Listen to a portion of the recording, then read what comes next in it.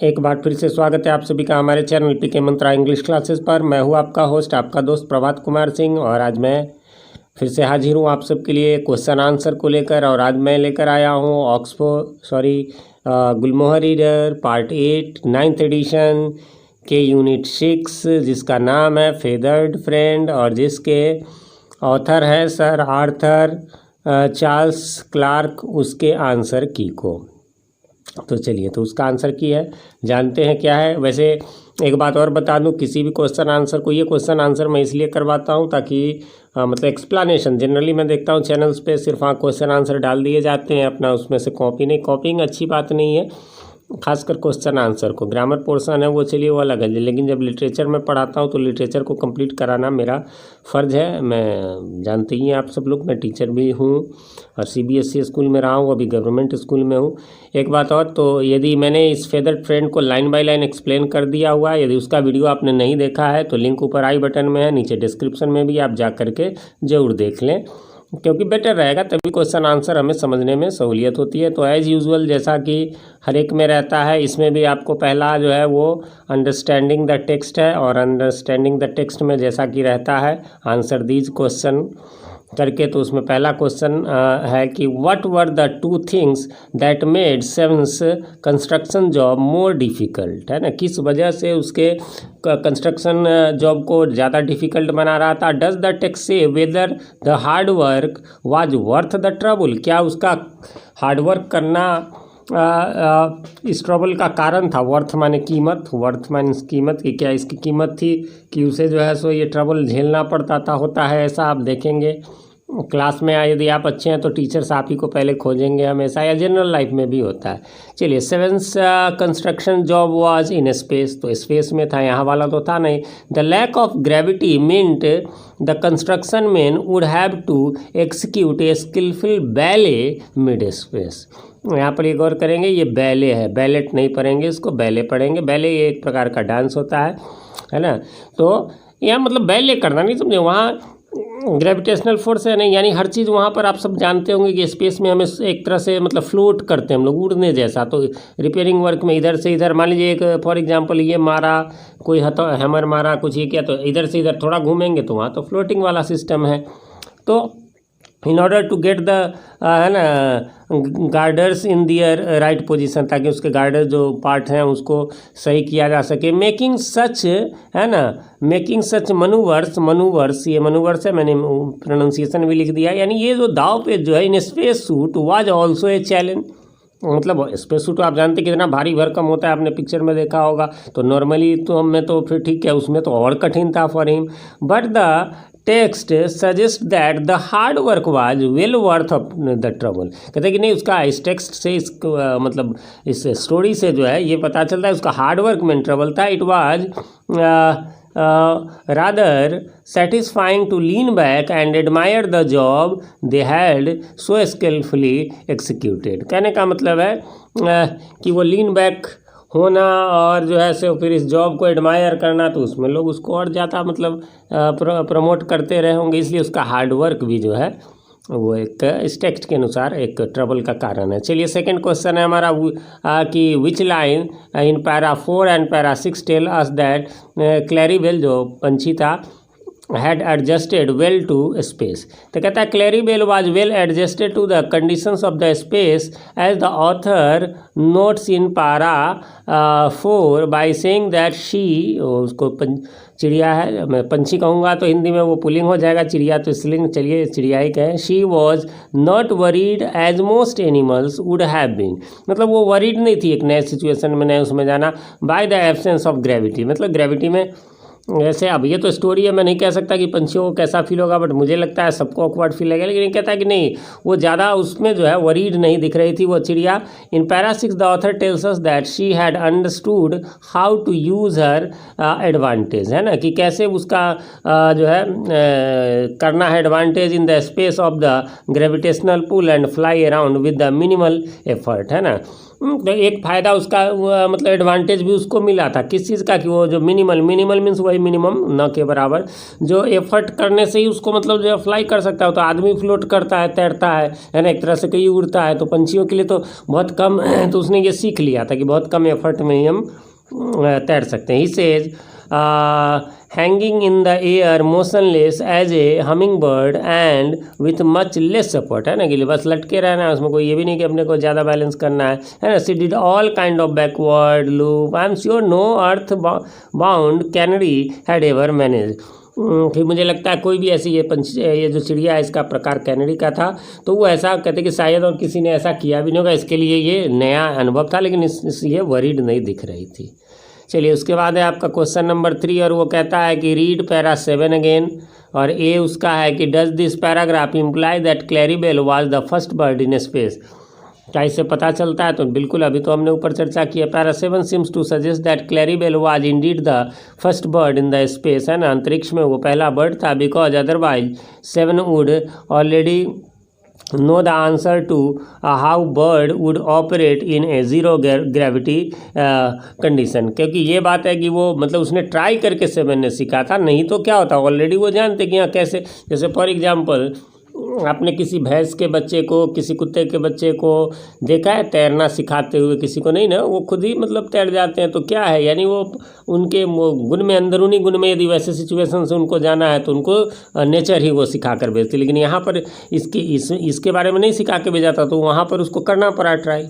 चलिए बी में कहता है why did 7 not get into any trouble for sneaking A bird on board the space station, है ना। ऑन बोर्ड मीन्स यहाँ ध्यान रखेंगे चढ़ना वगैरह, जैसे ट्रेन पे चढ़ना, शिप पे चढ़ना, वैसे ही जो स्पेस शिप रहा होगा उस पे, उस स्टेशन पे ले जाने में कोई दिक्कत क्यों नहीं। 7 didn't get into trouble because there is no rule that explicitly forbids people from keeping pets in a space station. मतलब कुछ ऐसा स्पष्टता, कोई क्लियर रूल नहीं है कि भाई नहीं ले जा सकते, ऐसा कोई नहीं है। वैसे जहाँ तक हमें याद है, पहली बार मून पे जब उतारा गया था तो उसमें एक डॉग को ही उतारा गया था, उसके बाद जो है सो इंसान उतरा था, मतलब भेजा गया था। 7 had also been careful about not admitting the ownership of the cannery for several days, है ना। तो उसने कई दिनों तक उसका ऑनरशिप भी नहीं कहा था कि हाँ भाई ये मेरा ही है। चलिए इसी का सी है तीसरा का, पैरा 7 पर याद आ, sheer scientific curiosity was part of the reason why 7 got Claribel on to the space station. Based on your knowledge of life on space station can you guess what the other reason was, है ना, क्या मतलब जो है सो और reason था इसका। चलिए तो कहता है कि 7 sheer scientific curiosity was perhaps another reason that, यानी कि 7 का जो है वो मतलब साइंटिफिक क्यूरियोसिटी भी था, है ना, that make many people keep pets as on the earth. आखिर कि अर्थ पे क्यों रखते हैं? किसी न किसी प्रकार के हेल्प के लिए ना। हम जो पेट रखते हैं, कोई भी पेट हमारे लिए यूज़फुल होता है तभी तो हम रखते हैं। This is the desire for companionship, है ना। हो सकता है कि यहाँ तो हम लोग पेट को रखते ही हैं उसका कंपेनियनशिप के लिए, अपनी संगति के लिए, साथी के लिए, साथ के लिए। Life in space station is lonely, वहाँ तो और लोनली है।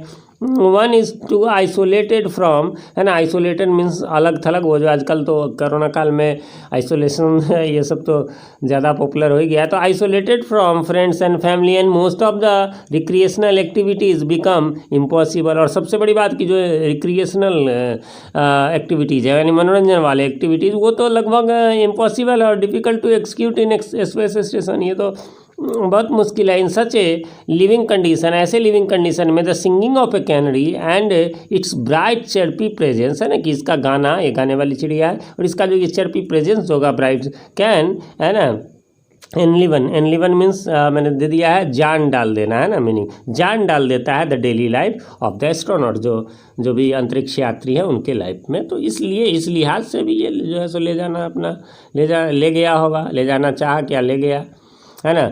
4th क्वेश्चन है what was wrong with the air in the space station, कि उसके एयर में क्या खराबी थी। तो कहता है the portion of oxygen in the air inside the space station had reduced drastically below the optimum level. मतलब बहुत ज़्यादा लो हो गया था। अभी देखते हैं ना वो कोरोना काल में जो सिलेंडर वगैरह लगाए जाते हैं तो उसमें एयर का ये दिखाता है कि ऑक्सीजन इतना लेवल कम हो गया, तो वो सिलेंडर में बताता रहता है ना। This had led the speaker to feel rather dizzy, इससे वो डीजी सा फील हुआ, मतलब चक्कर सा आक्रांत सा हुआ। And the canary to complete collapse, और वो तो कैनेडी तो बिल्कुल ही कोलैप्स ही हो गई थी, मतलब ढह गई थी, माने गिर गई थी, है ना। मनुष्य को भी कमजोरी, इसमें क्या होता है, यही ना, एयर कम होता है, लंग्स हमारा ठीक से काम नहीं करता है, तो ये कोरोना काल में यही तो प्रॉब्लम हो रहा है, इसी वजह से आदमी मर भी जा रहा है। How did Claribel unconscious state help the speaker understand what the problem आज, कैसे ये समझे। तो क्लैरीबेल वाज ए कैनेडी, है ना, वो कैनेडी थी। Canaries are known for their sensitivity to the presence of toxic gases, वो जाने जाते हैं टॉक्सिक जो जहरीले गैस हैं उसको समझने के लिए। Claribel's unconsciousness state and her revival only when expose to a short of oxygen, a short of oxygen reminded the speaker of what he knew about Kennedy. तब याद आया कि अरे एक ऑक्सीजन दिए तो निकला, यानी ये जरूर कुछ बात है, understood what the problem was, कि यहाँ जरूर ऑक्सीजन का लेवल जो है वो कम है, क्यों है, तो उसके बारे में थोड़ा सा आगे आपको बताया जाएगा अगले क्वेश्चंस में। चलिए अगला है कि other than Claribel's condition what were the other clues that the speaker put together to solve the mystery, para 9, 10 और 20 से। मतलब एक तो कैनेडी को देखे, लेकिन केवल यह कोई पंछी बेहोश हो गया, हो सकता है कि वो एकमोडेट नहीं किया, तो केवल इस आधार पर कह देना कि ऑक्सीजन कम है, ऐसी कोई बात नहीं है, तो इसके लिए और क्या क्या है यही बताना है। तो कहता है besides Claribel's condition the other clues the speaker put together was remembering how he had slept badly, इसके अलावा वो देगा कैसे वो मतलब बुरी तरीके से सोया था, वेकिंग अप रादर टायर्ड, और जब उठा तो टायर्ड फील किया। ये सब क्या है, ऑक्सीजन यदि हम सही से सांस नहीं लेंगे तो हमारा वो ब्लड का सर्कुलेशन भी ठीक से नहीं होगा। तो he had continue to feel sluggish, है ना, निष्क्रिय सा, कमजोरी सा, टिल दैट पॉइंट, वहाँ तक ही also remembered how canaries were carried by miners to warn them of toxic gases. और ये याद आया कि कैनेडी को, ये जो ऊपर में कह रहे थे, किस वजह से कह रहे थे कि कैनेडी को जो है वो जो माइनर्स होते हैं यानी कोयले की खदान वाले, वो ले जाते हैं अंदर कि मतलब टॉक्सिक गैस तो है नहीं, तो वो पता करके बता देता है। दूसरी बात ये होती है, देखिए कुछ ना कुछ क्लूज होते हैं, जैसे हमारा सेप्टिक टैंक बनता है इधर बिहार में, तो क्या होता है कि, या जहाँ भी बड़े शहरों को छोड़ दीजिए, दिल्ली मुंबई, वहाँ सीवेज सिस्टम होते हैं, तो उसमें क्या होता है कि वो टंकी जो बनता है टॉयलेट वाला, तो उसमें क्या होता है कि कई बार केसेज आ जाते हैं कि भाई फलाने जो है इतने मजदूर मर गए, 2 मर गए, 3 मर गए, उसको उसकी सेक्टरिंग खोलने में। अब ये कैसे होता है, ये होता है, आपको बता दें, वो जो उसको पैक कर दिया जाता है, मतलब उसको प्लास्टर किया जाता है, फिर उस पर सीमेंट का घोल चढ़ाया जाता है, उसको पूरा ऊपर से भी वो पैक रहता है। अब क्या होता है, वो रिएक्शन करके उसके अंदर का गैस सीमेंट के साथ, वाटर के साथ कुछ वो जहरीला गैस बना देता है। तो नियम इसका है, नियम है, लेकिन या तो जनरली लोग, जैसे हमारे घर में बना था, तो जो हमारा मिस्त्री था वो बोला कि ठीक है इसको खोल करके 2-3 दिन छोड़ देना, उसके बाद कोई दिक्कत नहीं, ठीक है, उनको कर दिया गया, वो उनका अनुभव है। कई बार नहीं तो वैसे नियम इसका है कि एक लालटेन या कुछ ऐसा चीज़ ले जाइए, खास करके लैंटर्न यदि आपके पास है, लालटेन जिसको कहते हैं, उसको बांध करके नीचे डालिए, यदि वो बुझ जाए तो समझिए कि अभी गैस उसमें है पॉइजनस, यदि नहीं बुझे आराम से फिर उसमें आप जा सकते हैं। तो ये सब चीज़ें होते हैं। कई बार यही होता है कि लोग, हो सकता है कि 2 दिन बाद में, 1 दिन बाद ही क्या, अरे अब हो गया, 1 दिन में सब निकल गया, कुछ लोग होशियारी करते थे, एक जाता है उसका दम घुटने लगता है, दूसरा उसको बचाने जाता है, अक्सर इसमें सुनिएगा 2-3 का हो जाता है। अब सामने कोई मर रहा तो बर्दाश्त नहीं होता, उस समय अक्ल काम नहीं करती है। चलिए तो आते हैं इस क्वेश्चन पर। Question number 5, it was one of those accidents that couldn't possibly happen, है ना, ये उनमें से एक एक्सीडेंट था जो कि जनरली पॉसिबिलिटी जो है हो सकता है। पैरा 23 में, what accident is the speaker referring to, क्या किस एक्सीडेंट की बात कर रहे हैं। Was the accident someone's fault, क्या ये किसी का फॉल्ट था ये accident. Who saved everyone from the accident, है ना, उस एक्सीडेंट से आखिर किसने सबको बचाया। तो कहता है कि the accident happened as a result of a rare eclipse at the space, at the space. Eclipse आप जानते होंगे, वो ग्रहण होता है, जैसे सूर्य ग्रहण तो सोलर एक्लिप्स, और यदि चंद्र ग्रहण हुआ तो उसको ल्यूनर एक्लिप्स कहते हैं। तो ये एक्लिप्स की वजह से of the space station cast by the earth shadow, यानी कि अर्थ शैडो ही ये था। This led to the freezing of a part of the air purifier, और ये जो एयर को प्यूरीफाई करने वाला है उसका एक्लिप्स पड़ गया, वहाँ उसकी लाइट नहीं आई, तो जिस वजह से क्या है कि वो मतलब फ्रीज हो गया, जम गया। The single alarm in the circuit fail to go on, और उसका जो एक सर्किट था वो भी फेल हो गया था। The accident was perhaps no one's fault, शायद किसी का फॉल्ट नहीं, because it was cause due to a natural phenomenon, है ना, ये नेचुरल फिनोमिना था, कहने का मतलब वो एक्लिप्स हो गया था। हाउएवर, हाँ, लेकिन फिर भी not having setup the second alarm, यानी एक हो सकता है कि खराब हो जाए तो सेकेंड तो होना चाहिए, तो सेकेंड अलार्म जो नहीं लगाया था circuit was one of the crew members fault. ये निश्चित जो है, जो वहाँ जो चालक दल के सदस्य थे, जो क्रू थे, CREW को क्रू पढ़ेंगे, है ना, तो उसकी फॉल्ट भी हम कह सकते हैं। द स्पीकर मार्वेल्स, अचंभित होता है, मतलब आश्चर्यचकित होता है, the fact that a little bird saved them, है ना, whereas an expensive chemical and electronic system, है ना, कि एक छोटी सी सस्ती सी चिड़िया ने जो है सो हमारा लाइफ को सेव किया, जबकि वहीं पर जो एक्सपेंसिव केमिकल जो थे, इलेक्ट्रॉनिक सिस्टम थे, had fail to do so. Claribel the canary, Claribel जो कि कैनरी है, पंछी है, चिड़िया है, हैड सेव्ड, है ना, everyone from this the accident, है ना, इस एक्सीडेंट से उसी चिड़िया ने बचाया था। नहीं उसके ऑब्जर्वेशन में ये करते तो, हालांकि देखा जाए तो आपको मैं तो कहूँगा कि ऑथर का, लेकिन चलिए, है ना, पंछी का भी है तो गॉड उन्होंने किया, बट पंछी ना उनका सोचा था तो लगता कि हमारे इसमें कोई कमी है। चलिए, the text is set on A space station, the से लेकर के ऐसे बहुत सारा टेक्स्ट दिया था, मैंने यहाँ स्टार्टिंग और लास्ट कर दिया है, उसको पढ़ के, आपके पास तो बुक है तो उसको पढ़ के answer the questions to understand what notions the writer has revised in the story, है ना, क्या नोशन सब रिवाइज किया है। चलिए, the writer mentions 2 feature of life space, है ना, लाइफ इन स्पेस, है ना, स्पेस के लाइफ के 2 फीचर, 2 गुण के बारे में बताया, that differ from life on the अर्थ, जो धरती में रहने से अलग है। Read the story again and से व्हाट दे आर, क्या है वो। तो पहला है कि life in the space is different from the earth because night does not follow the day, यानी रात, है ना, यानी रात के बाद वहाँ दिन नहीं होता, डे, है ना, and the station is permanently, है ना, सनलिट, यानी कि वो हमेशा दिन ही रहता है, हमेशा सनलिट ही रहता है। स्टिल टू प्रिजर्व, हाँ, लेकिन फिर भी प्रिजर्व, अपने रूटीन को बचाने के लिए, जैसा कि हम लोग जनरली जो है अपना रूटीन में रहते हैं, तो the crew would use the term like day and night, वो अपने हिसाब से डे नाइट यूज़ करते, क्योंकि भाई उससे टाइमिंग की बात होती है। They would also take up the 12 hour shifts, है ना, कि 12 घंटे ये करेंगे, 12 घंटे ये डे शिफ्ट, मेरा नाइट है तो डे ही, because one needed little sleep, क्योंकि थोड़ा सा सोना भी तो है। In space, in the absence of gravity, crew members had to function with a different set of skills, है ना, अलग स्किल से करना होता है, to carry out jobs like construction work, और खास करके कंस्ट्रक्शन वर्क हो तो। चलिए, सेकेंड है, what incident does the writer use to turn the value of money and technology upside down, है ना, एक्सप्लेन, कैसे अपसाइड डाउन, मतलब ऊपर से नीचे तक के क्या मनी के वैल्यू के बारे में बताते हैं। तो the writers is talking about the incident in which the canary was able to indicate oxygen, जिसमें कैनरी ऑक्सीजन लेवल बता देती है इन द एयर, है ना, रिड्यूस्ड डेंजरसली, जो बहुत ही खतरनाक तरीके से घट गया था। दियर एक्सपेंसिव इक्विपमेंट, जो उनके महंगे जो इक्विपमेंट हो गए, जो टूल्स थे, है ना, had fail to warn them about the crisis, तो वो फेल हो गए, बट ये सस्ता, ये फ्री वाला चीज़ जो है सो काम आया। तो मनी कोई डजेंट मैटर, है ना, पैसे सब कुछ नहीं खरीद सकते। Which two, अगला है भी, which 2 examples does the writer give to show us that what is considered weak on earth is strong and valuable in peace, जो धरती पे वीक माना जाता है, क्या वो वहाँ पर वैल्यूएबल हो जाता है, एक्सप्लेन कीजिए।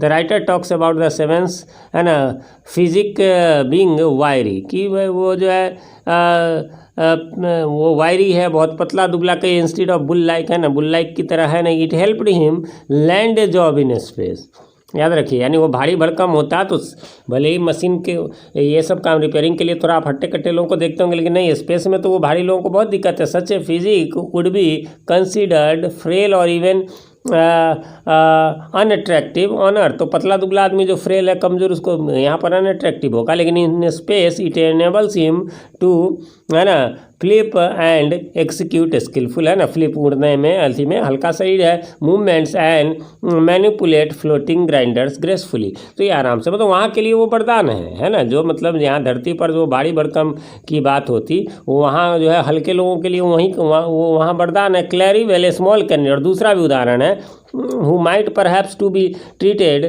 trivially amidst the dim of a, है ना, mechanised world on the earth, है ना, जो कि मशीन के अति में जो है, मशीनों की तो धरती पे कमी है, नहीं तो वहाँ इस पंछी का कोई महत्व नहीं होता, लेकिन यहाँ कितना बड़ा महत्व है। Assumed great significance of being cruise happy and musical companion, है ना, तो हैप्पी और म्यूजिकल कंपेनियन था। धरती पे तो बहुत सारे ऐसे कंपेनियन है, बहुत सारे म्यूजिकल इंस्ट्रूमेंट है। See also saved their life through the lacks the natural sense of smell and did what expensive heavyweight machinery failed to do। तो जो भारी भरकम जो मशीनरी थी वो सब जो करने में मतलब नहीं सक्षम हुआ वो ये पंछी किया। तो ये दो उदाहरण है। चलिए आंसर दिस क्वेश्चन 3 में कहता है on the basis of the examples you gave for the previous question, जो एग्जाम्पल दिया उसके आधार पर इनके आंसर बताइए। What does the strength mean here. ताकत का मतलब यहाँ क्या है? इज इट फिजिकल स्ट्रेंथ और समथिंग मोर। क्या फिजिकल स्ट्रेंथ की बात हो रही है या कुछ और? तो strength here refers to the resilience of the face of adversity and ability to make the most out of unfavorable circumstances. It need not always refer to physical strength। ये हमेशा शरीर की बात नहीं हो रही है, और भी स्किल की। पतला दुबला से एक तो ये है कि वो पतला मोटा से वो ताकत, ये सब का तो बात है ही, लेकिन यहाँ पर नहीं, वो विल भी होना चाहिए। ये आप देखें इसको थोड़ा सा ट्रबल की भी बात की गई है, क्योंकि 7 जो है वो एक्टिव ज़्यादा था, तो लोग एक्टिव लोगों को यही ज़्यादा पूछते हैं। चलिए इसके बाद इसका बी है। बी में है कि is something valuable always obvious और do we have to look for it, है ना। क्या कुछ जो है वो वैल्यूएबल ऑब्वियस हमेशा रहता है या फिर हमें उसे देखना भी पड़ता है। Thing of value may not glitter all the time, कि जो वैल्यू का चीज़ हर समय वो चमकता ना हो, बट दोज विथ, है ना, डिसर्निंग आइज, है ना, यानी ज्ञानी आंखें, जो नॉलेजेबल आंखें है, आइज कैन रिकॉग्नाइज। जैसे कहते हैं ना, इसको नॉर्मल में कहते तो जौहरी को हीरे की पहचान जौहरी को होती है। तो यहाँ पर वही वाली बात है। यदि व्यक्ति मतलब हमेशा वो चमकेगा नहीं, वो पता नहीं चलेगा, लेकिन मतलब उसको आदमी देख सकता है कौन सा। मान लिया कैनरी है, क्या नॉर्मल एक बर्ड है क्या, लेकिन उस ये पहचाना ना, ऑथर ने इसको पहचाना, तभी तो वो इतना काम आया।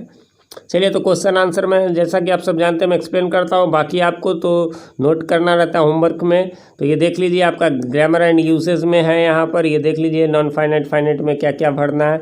आप चाहे तो इसको पॉज करके कर सकते हैं या फिर इसका स्क्रीनशॉट्स भी आप ले सकते हैं। नीचे इसका बी है, बी के आंसर्स।